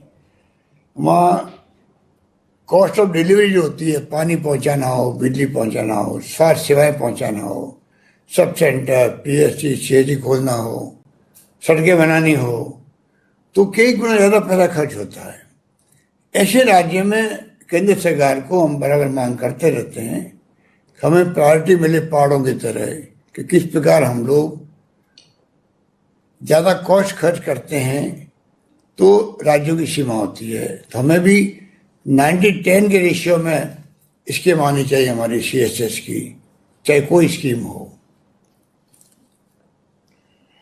और मैं उम्मीद करता हूं कि जो कुछ भी फैसले हो रहे हैं, आपने ठीक कहा कि चाहे वो MBBS सीटें बढ़ाने की बात हो, PG की सीटें बढ़ाने की बात हो, चाहे स्पेशलिटी की सीटें बढ़ाने की बात हो, लगातार बढ़ती जा रही है। और एक कॉन्फिडेंस बढ़ता जा रहा है मेडिकल सेक्टर के अंदर कि हम लोग मजबूती के साथ में सेक्टर को मजबूत कर पाएंगे। और सरकार, हमारी सरकार भी, मुझे याद है कि पिछली बार जब मैं जिम्मेवारी संभाल रहा था तब हमने पहली बार देश में प्रयोग किया फ्री मेडिसिन का, फ्री टेस्ट का, डायलिसिस हो, सीटी स्कैन हो, एमआरआई हो, सोनोग्राफी हो, ब्लड टेस्ट हो, और बहुत कामयाब रहा। उसके बाद में जब पुनः मौका मिला मुझे, तो हम लोगों ने एक नारा दिया, निरोगी राजस्थान। उसके लिए हमने लॉन्च किया बाकायदा उसको। डॉक्टर देवी शेट्टी आए बेंगलोर से, डॉक्टर शिव सरेन आए दिल्ली से, और हमने एक माहौल बनाने का प्रयास किया कि जैसे WHO की जो भावना है, प्रिवेंटिव केयर, प्राइमरी केयर और क्यूरेटिव केयर, कि किस प्रकार हम लोग प्रिवेंशन की तरफ ध्यान दें कि बीमारी नहीं हो किसी को। और बहुत अच्छे ढंग से हमने स्वास्थ्य मित्र बनाने का प्रयास किया। हर गांव में एक महिला, एक पुरुष, और कैसे पब्लिक को इन्वॉल्व कर रहे हैं, उसी रूप में हमारी तैयारी रही। परंतु दुर्भाग्य से दिसंबर में लॉन्च किया और फरवरी मार्च के अंदर कोरोना आ गया, 20 के अंदर। तब से आप हम लोग सब एक ही नाव में चल रहे हैं, और बिल्कुल ठीक कहा गया है कि अभी तो मानवता को बचाने की दरकार है। इंसानियत का धर्म है, चाहे कोई धर्म, जाति, वर्ग का व्यक्ति हो, वो बचे कैसे। और पूरे विश्व के अंदर और देश के अंदर जो हालात है, वर्तमान पीढ़ी ने 100 साल में सोचा ही नहीं होगा कि हमें ये दिन देखने को मिलेंगे। बहुत बड़ी चुनौती है ये हम सबके सामने। इसमें राजनीति तो किसी भी रूप में आनी नहीं चाहिए। और राज्य सरकारें भी अगर कोई आपसे मांग करे या सुझाव दे या कमी बताए, तो आपको उसको शिकायत के रूप में नहीं लेना चाहिए कि भाई फीडबैक मिला हम लोगों को, उस रूप में लेना चाहिए। हमारी मंशा रहेगी कि हम पूरी तरह, प्रधानमंत्री जी ने पिछली बार साल भर में 5-6 बार मुख्यमंत्रियों से इंटरेक्शन किया होगा। मैं आपके माध्यम से कहना चाहूँगा, प्रधानमंत्री जी तक हमारी बात भी पहुँचाएं। इस बार भी वो कॉन्फिडेंस के साथ में वापिस मैदान में उतरे, और लगातार पिछली बार जिस प्रकार उन्होंने लॉकडाउन लगाया था, उसका अनुभव हमारे पास में, किस प्रकार मजदूर सड़कों पे आ गए थे, तकलीफ हुई, आर्थिक व्यवस्था चरमरा गई, सब कुछ हुआ। वो अनुभव का काम लेकर के इस बार वो कमियां नहीं रहे, और एक प्रकार से लॉकडाउन जैसे अब राज्य सरकार लगा रही है, जो छूट दी है भारत सरकार ने, तो करीब करीब मेरे ख्याल से एक उत्तराखंड को छोड़ के और एक गुजरात को छोड़ के पूरे देश में लॉकडाउन लग गए हैं तरह तरह के। उससे काम नहीं चलेगा। इंटर स्टेट कई प्रॉब्लम्स आती है। अगर केंद्र सरकार अपने स्तर पर बड़ा फैसला करती है पहले की तरह, और पहले की कमियों को दूर करते हुए, तो वो पहले वाली शिकायतें खत्म हो जाएगी और पूरे देश में एक रूपता के साथ में लॉकडाउन लग पाएगा। क्योंकि हालात वास्तव में गंभीर हो चुके हैं। ऑक्सीजन, मैं मानता हूं कि ऑक्सीजन का मैनेजमेंट केंद्र ने लिया हाथ में, दवाइयों का लिया कि भाई हम लोग आराम से डिस्ट्रीब्यूट ढंग से कर सके, बैलेंस रख करके राज्यों में। हमारी मांग ये रही है कि जितने पेशेंट है राज्यों में, उसके अनुपात में दवाई मिल जाए, ऑक्सीजन का अलॉटमेंट हो जाए। पर वो इतनी कमी पड़ रही है कि हाहाकार मच गया है पूरे देश के अंदर। आप देख रहे हो रोज टीवी वाले क्या बता रहे हैं, एक तरफ शमशान की सीन, एक तरफ ऑक्सीजन से टैक्सी में भी और एम्बुलेंसेज के अंदर बैठे हुए लोग हैं। तो ये तकलीफ सबके सामने है। और दिल्ली राजधानी है, तो आप देख रहे हैं कि सुप्रीम कोर्ट, हाई कोर्ट अलग अलग राज्यों के क्या क्या कमेंट कर रहे हैं। हम चाहेंगे कि हम सब मिलकर इस जंग को लड़ें और विजय प्राप्त करें। जैसे पहले फेज में हमने विजय प्राप्त करी थी तो हमें गर्व हुआ, और किसी को नहीं मालूम पड़ा कि वास्तव में सेकंड लहर अप्रैल 15 के आसपास भयंकर रूप ले लेगी और इतनी घातक होगी कि तेजी से फैलती है, 2-3-4 दिन में लंग्स में पहुंच जाती है निमोनिया के रूप में। यूथ और बच्चे और महिलाएं ज़्यादा इसमें आ रहे हैं सामने, और सारी सरकारें लगी हुई है, कोई कमी नहीं रख रही है। महाराष्ट्र में आप देख रहे क्या हुआ, भयंकर। एक तरफ तो आपने हम सबसे आह्वान किया वैक्सीनेशन के लिए, और हमने भी आपके आह्वान को स्वीकार करके उसी स्पीड से हम लोगों ने कन्विंस किया लोगों को वैक्सीनेशन के लिए। और मुझे कहते हुए घर है कि राजस्थान टॉप पे आया था उस वक्त में। महाराष्ट्र राजस्थान बराबर थे, क्योंकि महाराष्ट्र में तो बड़ा वो जो माहौल ऐसा बन गया था कोविड का, और वो जो संख्या आ रही थी संक्रमितों की। तो आप बताइए कि 5,81,000 पर डे पे पहुंच गए थे हम लोग आपके आह्वान पर। उसी रूप में हमने बहुत शानदार तरीके से काम किया वैक्सीनेशन का। वैक्सीन कम आने लग गई तो हमने इतना भी किया आप लोगों को, उसको भी हमारे कुछ साथियों ने शिकायत माना है। शिकायत नहीं होती है भाई, कल से केंद्र बंद हो जाएंगे तो ये आपकी मजबूरी है, जितना मिलेगा जितना अवेलेबल होगा वो तो आप दे पाएंगे। तो खाली हमें तो इतना ही मिले भाई कि नहीं, हमें मालूम है ये कई राज्यों से 8-10 राज्यों से शिकायत आ गई थी, उड़ीसा से 700 केंद्र बंद हो गए थे। मजबूरी आपकी है, वो मजबूरी शेयर होनी चाहिए देश के सामने। पूरा देश आपके साथ सहयोग करेगा आपको। पर ये खबर आएगी साहब नहीं कोई कमी नहीं है, हम सप्लाई कर रहे हैं, तो लोगों को लगता भी कमी तो है। इस प्रकार की कई बार बात आ जाती है। ऑक्सीजन की भी कोई कमी नहीं है, जो और बढ़ गई है, बढ़ तो गई है, पर आप क्या करो, ये कोरोना ऐसा आ गया है, ये कोई आपको हमको पूछते आता नहीं है कि जो घातक है। पहले हमारे सारे ऑक्सीजन बेड खाली पड़े रहे थे, अधिकांश वेंटिलेटर काम आए नहीं थे, 5% मुश्किल से आए होंगे, आपने भिजवाए थे तब भी काम नहीं आए थे। परंतु इस बार जो है, जो पेशेंट आ रहा है गांव से भी 3-4 दिन में तो लंग्स इफेक्ट होता है। 80% लोग हाई फ्लो ऑक्सीजन वाले आते हैं। तो अब हम लोग क्या कर सकते हैं, जब एक साथ में पूरे मुल्क में यही ट्रेंड है, तो हालात इतने गंभीर हो गए हैं कि सब चिंतित हो गए, और चिंता को एक दूसरे को शेयर करना चाहिए, उसी से मुकाबला करके कामयाब हो पाएंगे। अगर हम शेयर करेंगे कि राज्यों की क्या स्थिति है और केंद्र की क्या मजबूरी है, शेयरिंग होगा, सब सहयोग करेंगे। हर व्यक्ति चाहेगा जान बचे हमारे देशवासियों की, प्रदेशवासियों की। उसी रूप में हमें, मैं समझता हूँ, चैलेंज को स्वीकार करना चाहिए।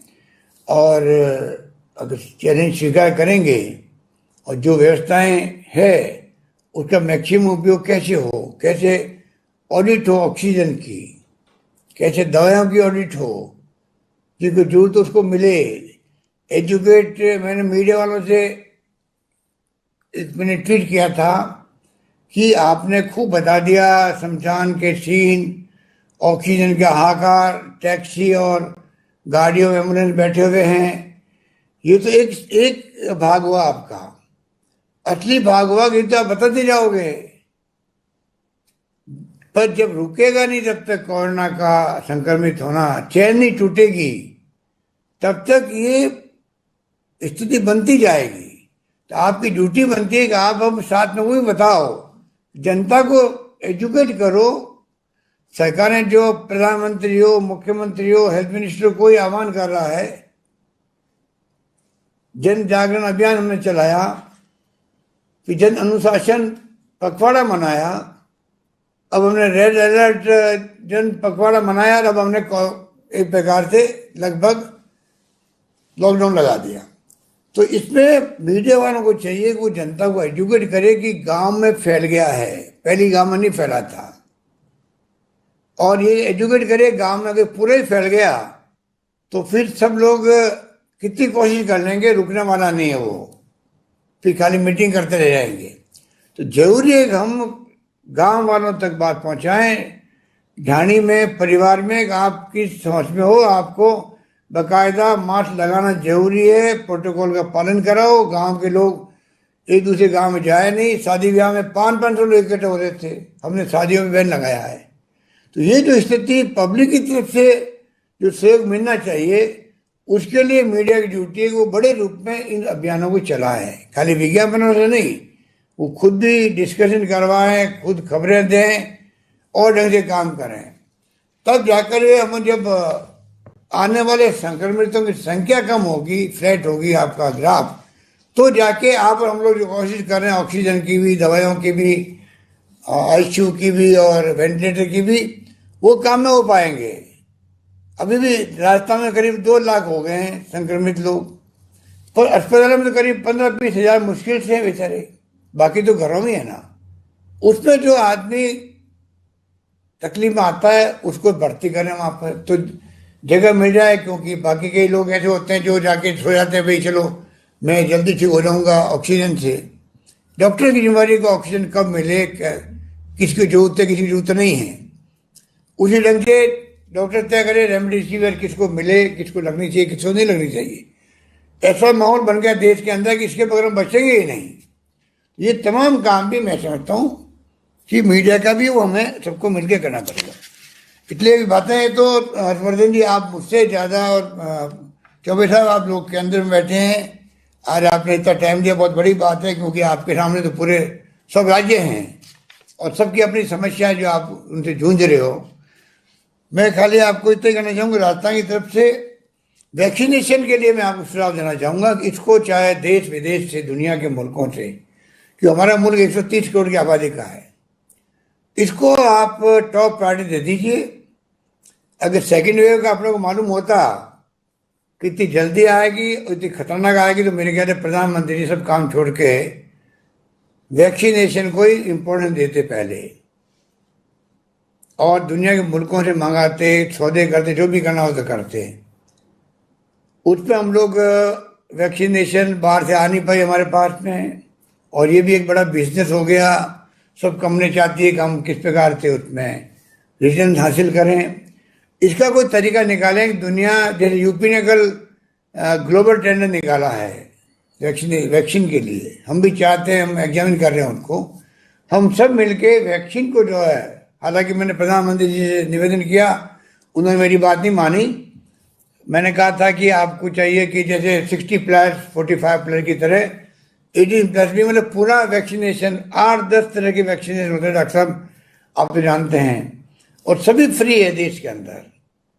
तो एक ये जो खतरनाक कोरोना है, इसका वैक्सीनेशन भी भारत सरकार पूरा फ्री रखे देश के अंदर, सभी तरह से, सभी लोगों के लिए ये होना चाहिए था। पर कुछ मजबूरी है, कुछ कारण, मुझे पता नहीं क्या हुआ होगा, वो नहीं हो पाया। अब राज्यों में छोड़ दिया, प्राइवेट सेक्टर को दे दिया, और वो क्या किस रूप में कंपनियों को देगी, कितना नीचे जाएगा, कितना अस्पताल में पहुंचेगा, कितना केमिस्ट के पास जाएगा, कितना उसका ब्लैक होगा, कोई नहीं कह सकता। आप जानते हो कि ऐसे वक्त में एंटी सोशल एलिमेंट फ़ायदा उठाते हैं, जो उठा भी रहे हैं, रोकने की कोशिश सब लोग कर रहे हैं। तो ये तमाम बातें आपके जहन में हैं। वैक्सीनेशन का मैं चाहूँगा, अगर आगे जो थर्ड वेव आने की बातें हो रही है, जो बच्चों को हिट करेगी, साइंटिस्ट कह रहे हैं, पता नहीं क्या क्या हो रहा है, आप ज़्यादा जानते हो। मैं समझता हूँ कि पूरी ताकत हमें लगनी चाहिए, एक तो इस कोरोना की चेन को तोड़ने के लिए, उस पर हम सब आपके साथ में हैं, और साथ में किस प्रकार वैक्सीनेशन का प्रोग्राम टाइम बाउंड चले, 3 महीने, 4 महीने, 5 महीने। इतना बड़ा मुल्क है, इसलिए कैलकुलेशन करके हम पूरे मुल्क में, जैसे लंदन में और यूके के अंदर और इजराइल में सब कंट्री ने किया है, हालांकि वो कंट्री बहुत छोटे हैं, हमारी आबादी बहुत बड़ी है, पर अगर हम उनको वैक्सीनेट करेंगे तब भी जाकर के ये चाहे थर्ड वेव आओ चाहे फोर्थ वेव आओ, उसकी हमें चिंता नहीं रहेगी। और हम लोग जो मेहनत की आज तक सबने मिलके, उस पर हम लोग कामयाब हो पाएंगे, मेरा मानना है। बाकी तो हम लोग यहाँ बाकायदा जो कर सकते हैं, एक तो DRDO के प्लांट लग रहे हैं, 15 प्लांट आपने हमें भी दिए हैं, जो बहुत कम है, 6-7 जिलों में दिए खाली आपने। तो हमारे चीफ सेक्रेटरी ने DRDO के जो सेक्रेटरी उनसे बातचीत भी करी है, रिक्वेस्ट करी है। मैं आपसे आग्रह करूँगा कि आप कम से कम 5-7 जिलों में क्या होगा, बाकी जिलों में, हर जिलों में आप प्लांट लगवा दीजिए। राजस्थान के अंदर हमने 40-50 की मांग करी है 500 में से। राजस्थान में दूरियां बहुत ज़्यादा, तो टैंकर भी हमारे पास नहीं है, टैंकर जाता भी है तो इतनी दूर जाके लाता है ऑक्सीजन, तो बहुत टाइम लगता है। और एक और निवेदन है कि जो हमें अलॉटमेंट किया वो कर दिया है, ईस्टर्न रीजन से कर दिया है, वेस्ट बंगाल इत्यादि से, वहाँ 7 दिन लगता है, आने जाने के अंदर ही लगेगा। तो नज़दीक से अलॉटमेंट हो और हमें ऑक्सीजन प्लांट जो है ज़्यादा लग जाए DRDO के माध्यम से।